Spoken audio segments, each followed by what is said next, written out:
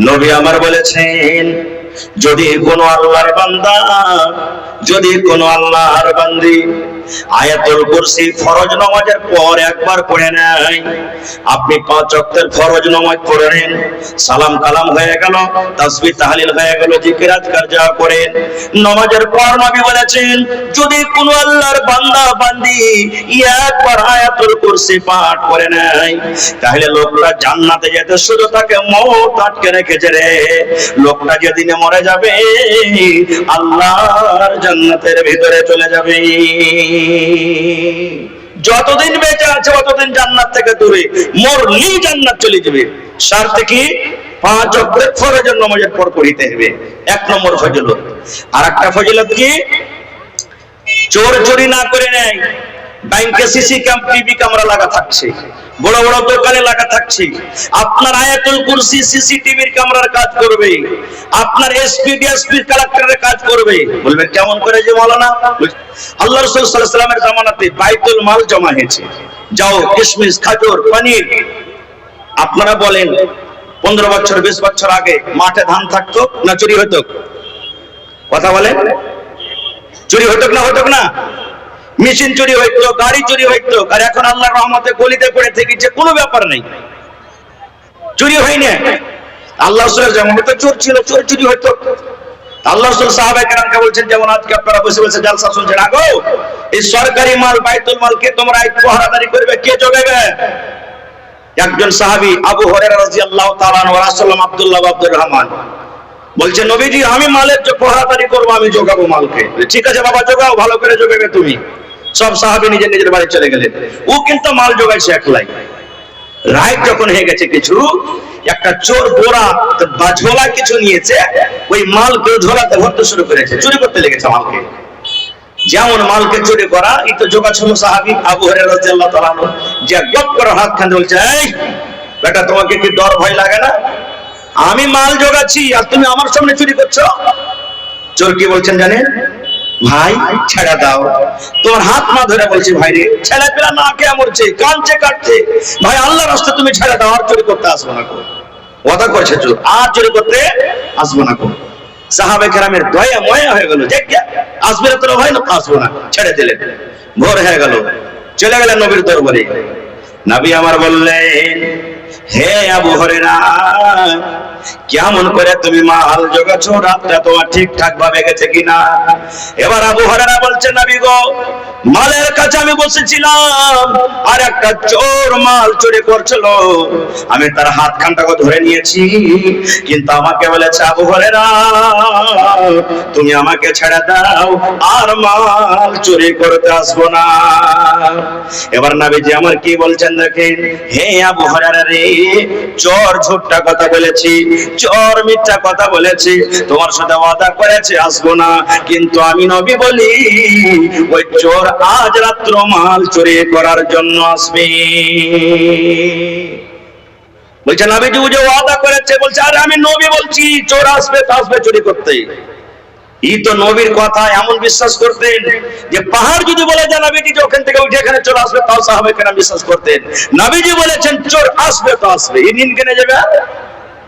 ঠিক রাত হয়েছে, কিছুক্ষণ রাত, চোরটা চুরি মাল চুরি করতে চলেছে, ওর হাত ধরে নিয়েছে। আবার বলছে, এই তুমি যে গত রাত্রে আমার সাথে ওয়াদা করেছো চুরি করতে আসবো না, ফের তুমি চলে এসছো মানে?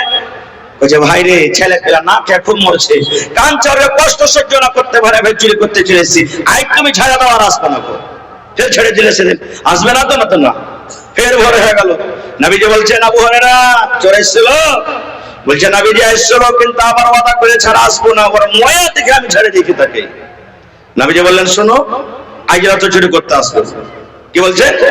আজ রাত চুরি করতে আসবে, সহিহ বুখারী শরীফের, কিন্তু তুমি ওকে ছাড়িও না, আমার দরবারে ধরে নিয়ে আসবে আজকে। ঠিক আছে। ঠিক দ্বিতীয় রাত্রে আবার চুরি করতে চলে এসেছে। এবার হাত কান ধরে বলছে, আর তোকে ছাড়বো না, আজ নবীর দরবারে ধরে নিয়ে যাব, তুই আমাকে 3 রাত থেকে ধোঁকা দিছিস। এবার দেখেন চোর কি বলছে, রে আল্লাহর বান্দা, তুমি নবীর দরবারে আমাকে ধরে নিয়ে চলে যাবি। চোর বলে, নবীজি আমার হাত কেটে দিবেন, আমার হাত কাটা পড়ে যাবে, কিচ্ছু তুমি পাবে না, আমার হাত জখম হয়ে যাবে, কেটে যাবে, কিন্তু আল্লাহর বান্দারে, তোমাকে যদি আজকে একটা দোয়া, একটা মন্ত্র আমি শিখিয়ে দিই, তাহলে বলো তুমি আমাকে ছাড়বে কি ছাড়বে না? কে শিখাবে? চোর একজন সাহাবীকে বলছেন, তোমাকে যদি একটা মন্ত্র শিখিয়ে দিই, তোমাকে যদি আমি একটা দোয়া শিখিয়ে দিই, তাহলে তুমি আমাকে ছাড়বে কি ছাড়বে না? এই জামানার আমরা যদি হতাম তো কি বলতাম? একবারে অর্থ সাত গোষ্ঠীকে ডেকে বলতাম, হালার বেটা হালা, চুরি চামারি কেরা লুচ্চালা ফাঙ্গি কচা, তুই দোয়া শিখাতে আসবি আমাকে? কিন্তু না রে বন্ধু, না। খারাপ মানুষ যদি ভালো কথা দেয় নিয়ে এলেন, খারাপ মানুষ যদি ভালো কথা দেয় তো আপনি নিয়ে এলেন। লোকটা খারাপ হতে পারে কিন্তু কথাটা খারাপ হতে পারে না। সেই সাহাবী বললেন, রে আল্লাহর বান্দা, তোমার দোয়া কি বলো? বলছে, ভাইরি আউযু বিল্লাহ বিসমিল্লাহ বলে আয়াতুল কুরসি তাকে শিখিয়ে দিলেন। আল্লাহু লা ইলাহা ইল্লাহু আল হাইয়ুল কাইয়ুম লা তাখুযুহু সিনাতুন ওয়ালা নাওম। এই করে করে গোটা আয়াতুল কুরসি তাকে শিখিয়ে দিলেন। আমি আর যাবো না ওদেরকে, বাস 1 থেকে 2 মিনিট গোটা আয়াতুল কুরসি শিখিয়ে দিলেন। বলছে, আরে ভাই এত সুন্দর তুমি দোয়া জানো? চোর শিখিয়ে দিলে এত সুন্দর দোয়া জানো? বলছে হ্যাঁ। এবার শেষ কথা, চোর তখন বলছে, আরে আবু হুরায়রা, তুমি যে দোয়াটা শিখলে, আয়াতুল কুরসি শিখলে, তো তোমার শিখার লাভ কি হলো? কি তুমি ফায়দা পাবে? এটা যে আমাকে জিজ্ঞাসা করলে না? চোর বলছে ওকে। বলছে, হ্যাঁ রে ভাই, শিখে কি পাবো? এবার চোর বলতে লাগলো, হ্যাঁ আল্লাহর বান্দা শোনো, শুধু তার জন্য হাদিস নয়, ওটা হলো আমার জন্য, ওটা হলো আপনার জন্য, আমার মায়েরা খালাদের জন্য, কিয়ামত পর্যন্ত যত মানুষ আসবে সমস্ত মানুষের জন্য।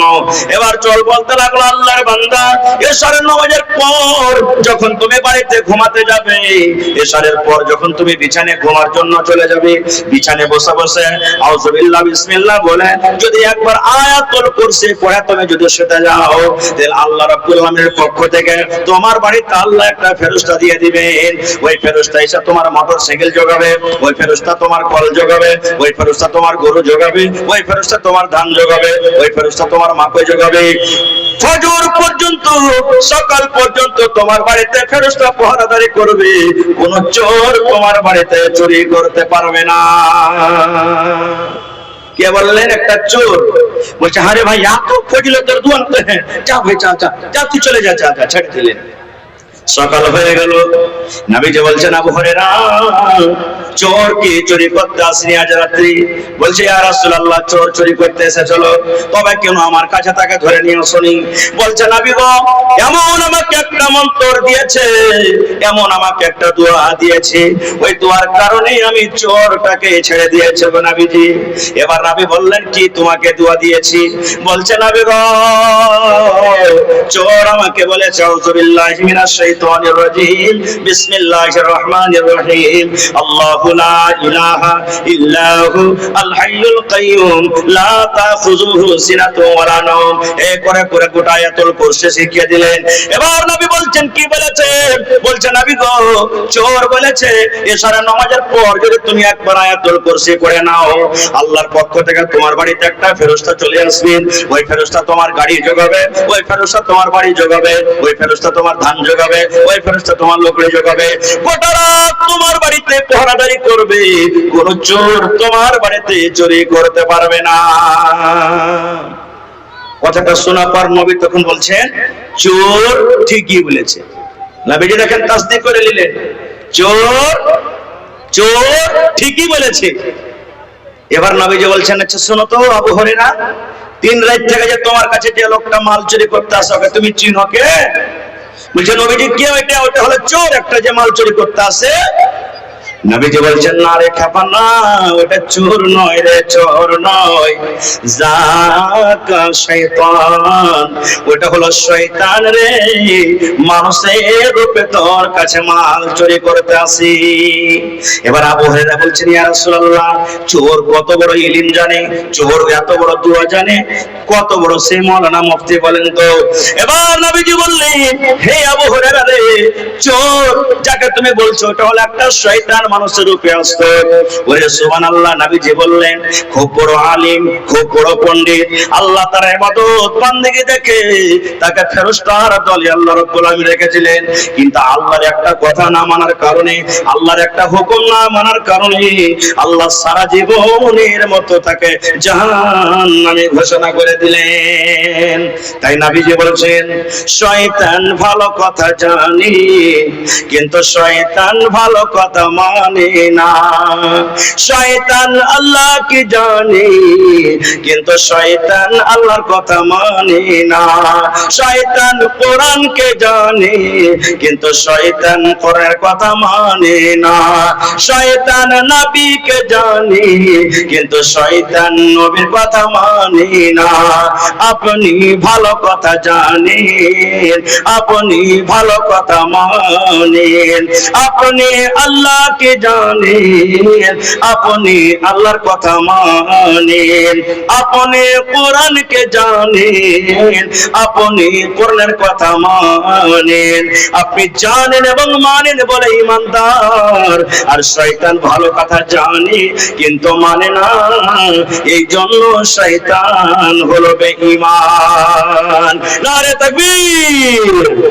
রে আল্লাহর বান্দা, ও ইমাম সাহেব, আমি শুনেছি তুমি এই মতো এই করে তুমি নামাজ পড়ো। আলহামদুলিল্লাহ পরে তুমি সূরা ইখলাস পড়ো, তারপরে আরেকটা সূরা পড়ো, তারপরে তুমি রুকু করো। বাবারে তুমি এরকম কি কাজ করে এরকম ভাবে নামাজ পড়াও? ইমাম সাহেব বলছে, জি ইয়া রাসূলুল্লাহ আমি পড়াই। এবার নবীজি বললেন, আল্লাহর বান্দা, কেন তুমি এরকম ভাবে নামাজ পড়াও? প্রত্যেক রেকাতে তুমি সূরা ইখলাস পড়ো, কুল হুয়াল্লাহু আহাদ পড়ো। এই সূরাতে তুমি কি পেয়েছো? এই সূরাতে কোন এমন মজা আছে? এই সূরাতে তুমি কোন এমন ফল পেয়েছো রে আল্লাহর বান্দা, তুমি কি একটু আমাকে জানাবে না? এবার সেই সাহাবী বলছেন, নবী গো, এই জন্য আমি সূরাটা পড়ি। আমি যখন নামাজ পড়ি, আমি যদি সূরাতুল ফাতিহার পর যদি সূরাটাকে না পড়ি, মনে হয় আমার শান্তি আসে না, মনে হয় নামাজ পড়ে আমাকে মজা লাগে না। যতক্ষণ আমি সূরাটাকে না পড়ছি মনে হয় আমাকে ভালো লাগে না। ইন্নী উহিব্বুহা, এই সূরাটাকে আমি মহব্বত করি, ভালোবাসি। এই সূরাটা শুধু আমার প্যার হয়ে গেছে, মহব্বত হয়ে গেছে। এই জন্য নবী গো, আমি প্রত্যেক রেকাতে সূরাটাকে তেলাওয়াত করি। এবার নবীজিকে বলছেন, দেখেন এই আল্লাহর বান্দারে, যখন তুমি সূরাতুল ইখলাসকে ভালোবাসো, সূরাতুল ইখলাসের সাথে এতখানি মহব্বত করো, এই ভালোবাসা, এই মহব্বত আল্লাহর জান্নাতে তোমাকে নিয়ে চলে যাবে। এই মহব্বত ভালোবাসা আল্লাহর জান্নাতে তোমাকে নিয়ে চলে যাবে। নারে তাকবীর। তাহলে একটা সূরার ফজিলত শুনে নিলেন। সূরাতুল ইখলাসকে যদি মহব্বতের সাথে এরকমভাবে পড়েন, আল্লাহ তাআলা আপনাকে জান্নাত নিয়ে চলে যাবেন। হয়নি, হবে না, হতে পারে না আমার নবীর সাথে কারো তুলনা। হয়নি, হবে না, হতে পারে না আমার নবীর সাথে কারো তুলনা। ভাই মুসলমান, আল্লাহ হায়াত রাখে, ইনশাআল্লাহ এই বিষয় নিয়ে আবার কোনোদিন আলোচনা করব। তবে ভাইরে, আল্লাহ তাবারক ওয়া তাআলার এই পাক পবিত্র কোরআনের সাথে যদি আজকে আমাদের মহব্বত ভালোবাসা থাকে বা আছে বলে এসেছেন, আলহামদুলিল্লাহ। তবে একটু আর পরীক্ষা করি, একটু ভালোবাসা। যে কোরআনের ব্যাপারে নবীজি 1400 বছর আগে বলেছেন, মান কারা হারফান মিন কিতাবিল্লাহি ফালাহু হাসানাতুন, আল্লাহর কিতাব কোরআন থেকে যে একটা হরফ পড়বে তার জন্য একটা নেকি, ওয়াল হাসানাতু বিআশারি আমসালিহা, আর একটা নেকি হলো 10টা নেকির বরাবর। যদি কোরআনে আলহামদু, আলিফ একটা হরফ, লাম একটা হরফ, হা একটা হরফ, মিম একটা হরফ, দাল একটা হরফ, আলহামদু যদি একবার আপনি পড়েন, 5টা হরফ আছে, 5 10 50টা নেকি আল্লাহ আপনাকে দান করবেন। সুবহানাল্লাহ। তাহলে ভাই, আজকে এটা নিয়ত করলেন যে আল্লাহ, আজকে 11টা হাফিজে কোরআন হলো, আমার 4টা বেটা আছে, আমিও চেষ্টা করব যেন আমার একটা হাফিজে কোরআন আমার একটা বেটা হয়। আল্লাহ, আমি একটাকে মাস্টার করব, আমি একটাকে ডাক্তার করব, আমি একটাকে হাফিজে কোরআন করব, একটা মাওলানা করব। এই নিয়ত করে বাড়ি থেকে নিয়ে যান। আর যে কোন ভাই এমন আছেন যে মাওলানা ছেলে পেলে বড় হয়ে গেছে আর আমার হাত নেই, কিছু নাই, তাহলে ভাই এই হাফিজ কোরআনের জন্য, এই মাদ্রাসার জন্য সাহাবায়ে কেরাম নিজের জান মালকে কুরবানি করে দিয়েছেন। এই কোরআনের জন্য সাহাবায়ে নিজের বিবিরাকে বিবাহ করে দিয়েছেন। এই কোরআনের জন্য সাহাবায়ে কেরাম নিজের বেটিরাকে বেটারাকে ইয়াতিম করে দিয়েছেন। সুবহানাল্লাহ।